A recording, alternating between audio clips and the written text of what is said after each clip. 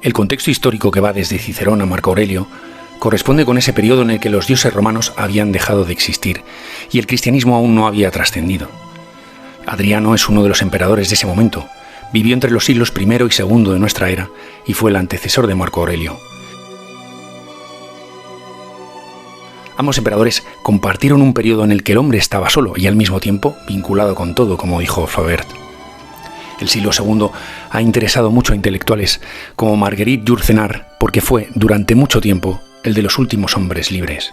Una etapa de crisis para individuos espirituales como estos dos gobernadores, quienes se preguntaron cómo era posible que si el cielo intimaba sus órdenes a los hombres, únicamente los mejores fueran capaces de escucharlas, mientras que el resto solo percibía un silencio aplastante.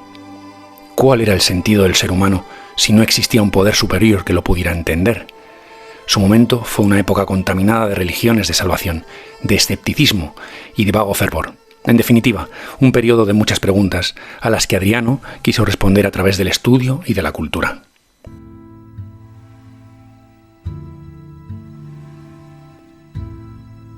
Pero la cultura no fue solo un adorno personal para este emperador que nació en España, sino un proyecto de gobierno.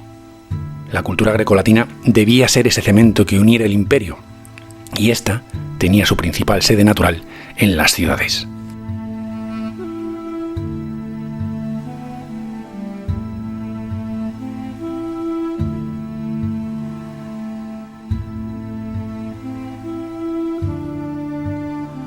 Adriano nació en el año 73 en Itálica, Sevilla, y pronto renunció al designio de guerrero de dominio universal característico de los emperadores.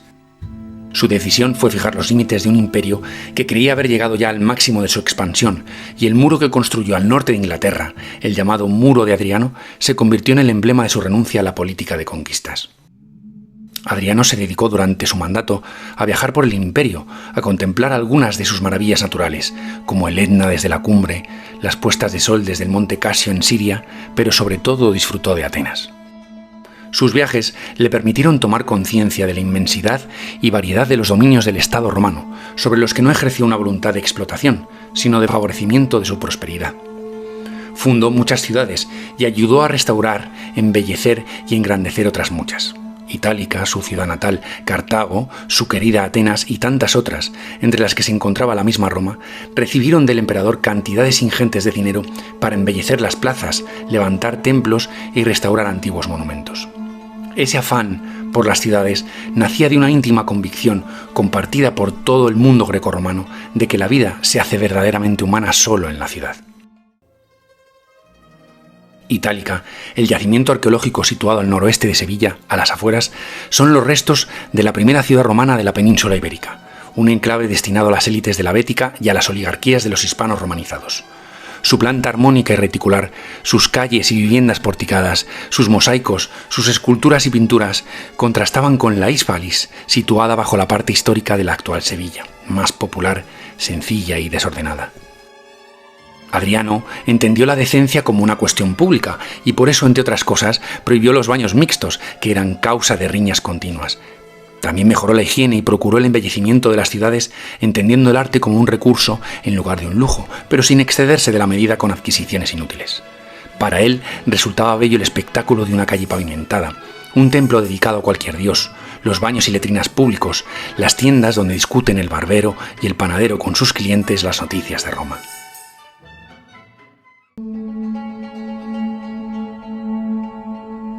Lo que queda de aquella ciudad romana, itálica, es un testimonio del acervo cultural de una sociedad tremendamente humanista, que persiguió una visión racional de la conducta humana y a la que no se le da una explicación laica de los hechos.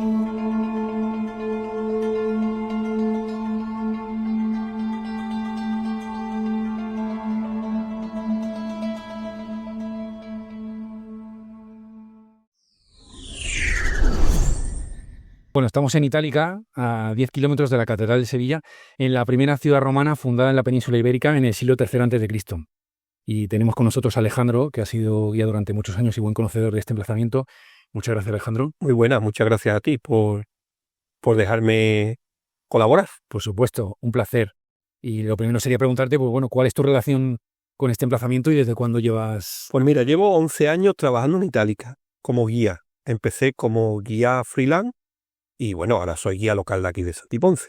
Explicamos Itálica, el monasterio, incluso explicamos la ciudad que nadie explica, que está debajo de Santiponce, donde estaba el foro, donde nace Trajano y Adriano, es decir, todo eso queda debajo. La mayoría de Itálica queda por descubrir, un 80%. Es fácil que la gente te reconozca porque llevas básicamente toda la vida en la puerta de Itálica. Sí, literalmente. Yo fui el primero que empecé y bueno, hay algunos más ahora, pero poco. La verdad que muchos años. Muy bien. Y cuando se descubrió, bueno, te preguntaría, ¿cuándo se descubrió la ciudad o siempre se ha conocido, pero se le ha prestado poca atención? A ver, siempre ha estado Itálica.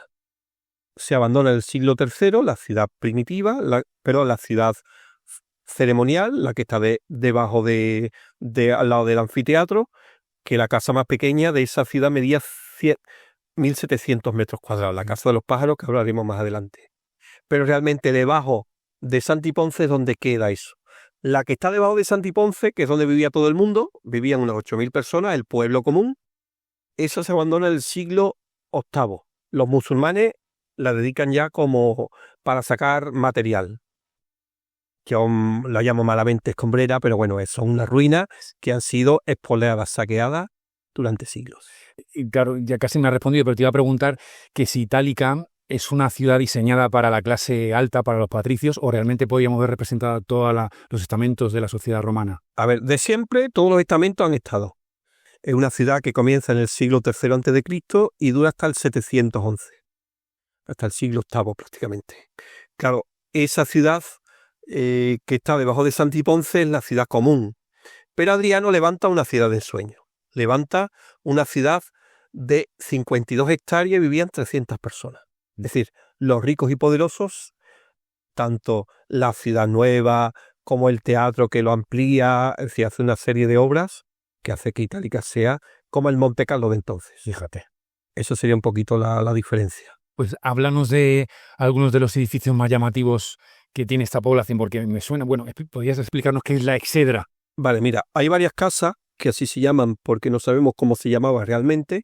La Exedra es como como donde está la palestra, el gimnasio, donde hay unas termas, como una especie de baños privados del edificio, como un club social, crucero de la Exedra. Curioso que tiene en el suelo de las letrinas hay un mosaico, unas teselas con unos pigmeos. Sí, claro, esos pigmeos representan, oye, pues el romano Lepui Picarón, y representa un poquito, además están bien dotados, representan a esos africanos que ellos nunca ven o apenas ven, y que, bueno, son exóticos y eróticos a la vez también. Y esa casa en concreto, pues sería un club social. Club social, ¿no? Hay otro emplazamiento curioso que es la Casa de los Pájaros. ¿Por qué se llama así? Por un mosaico que he encontrado, de hecho National Geographic lo ha declarado ahora el mejor mosaico que hay dedicado a pájaros de todo el imperio. Hay 33 aves, 33 pájaros, todos diferentes. Entonces eso hace de que en un solo mosaico veamos la diferencia que hay en distintas aves en el entorno.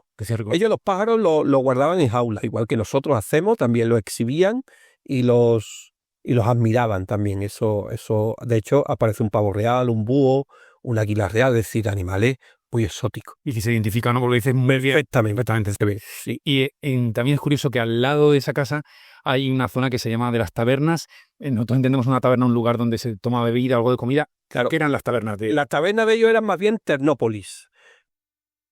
Tiendas donde te venden la comida ya hecha, como una especie de, ¿cómo te diría yo? De comida para llevar, comida rápida, take away, y te las comes en la calle. El romano le encanta la calle. Entonces, una ternópolis es una tienda que te vende comida.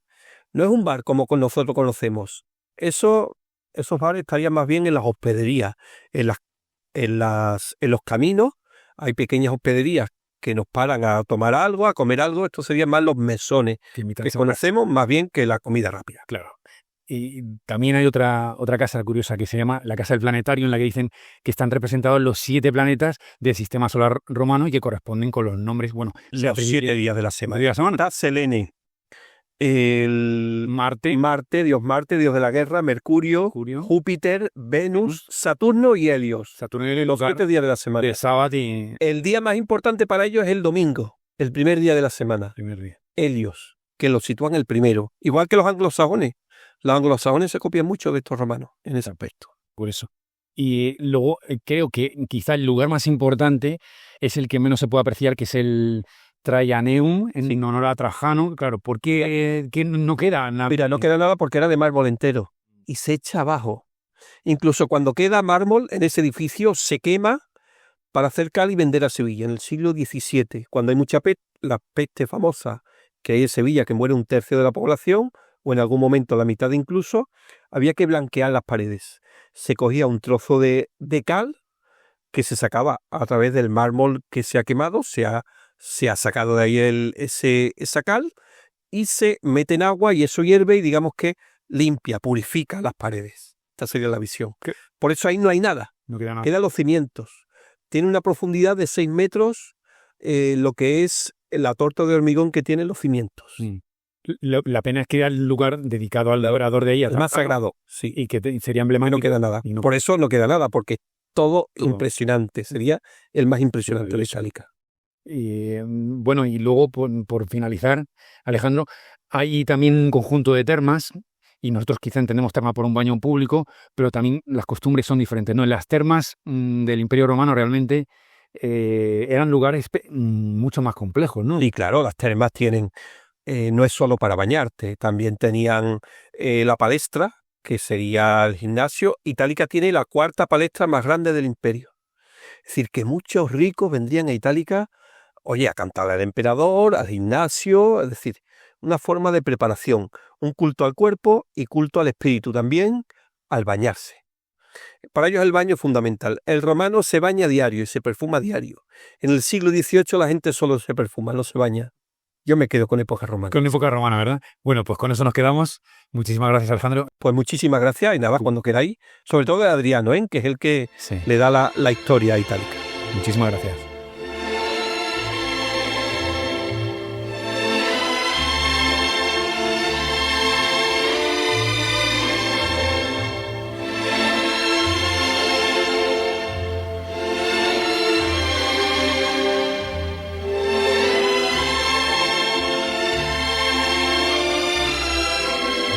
Hemos empezado el programa con un fragmento de la banda sonora de la película Espartaco y seguimos escuchándola.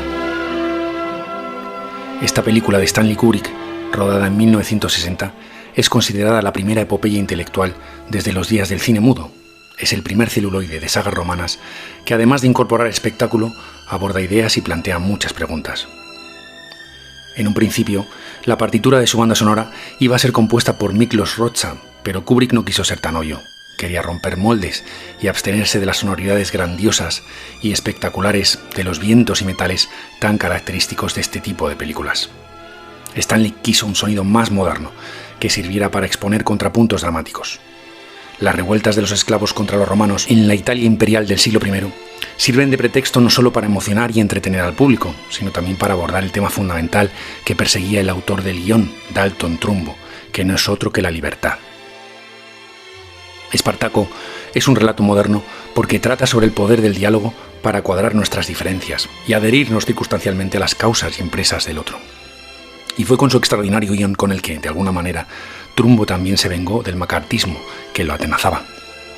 Así pues, concluimos este episodio escuchando una de las mejores partituras del cine hollywoodiense que integra técnicas modernistas y melodías voluptuosas, como aquellas que, según Yourcenar, agradaban tanto al emperador Adriano. No sorprende que el pianista de jazz Bill Evans adoptara uno de sus temas y lo incorporara a su repertorio personal. La música de North fusionaba la brutalidad romana con un hermosísimo tema de amor, el que escuchamos ahora mismo y el que suena en la mente del esclavo Espartaco cuando ve por primera vez a la esclava Virinia y comienza a soñar que la vida podría ser diferente. Al final, valga el spoiler, Espartaco morirá crucificado, pero volverá a sonar esa melodía de amor enfrentada a los címbalos y cuernos romanos, cuando Virinia, que llegó a ser su amante, le muestra el hijo que ha tenido con él y que ha nacido ya libre. La música es también, en definitiva, un canto a ese derecho fundamental del hombre, la libertad.